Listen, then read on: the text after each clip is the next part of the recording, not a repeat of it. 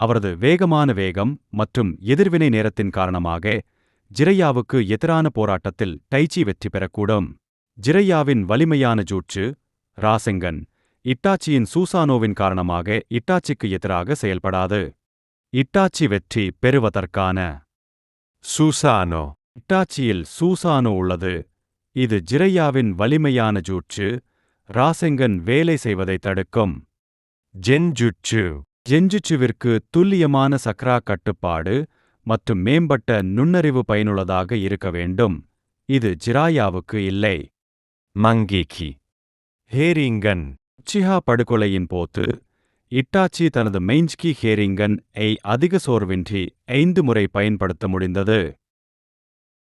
Itachi ஜிரியாவுடன் சண்டையிடாத காரணத்திற்காக Itachi ஒரு உளவாளி என்பதை மக்கள் உணரவில்லை. அவர் கிராமத்தை பாதுகாக்க மட்டுமே விரும்பினார். இன்னும் ஹிருசனுக்காக வேலை செய்தார்.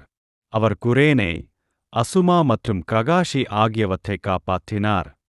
ஷிண்டன் நாவல்களில் சுகுயோமி உடனடியாக கொல்ல முடியும் என்பதை நாம் கற்றுக்கொள்கிறோம். மேலும் அவர் ஜிரையாவை விலக்கினார், ஆனால் எப்போதும் ஜிரையாவை விட வலிமையானவர். இட்டாச்சி தான் வின்னர்.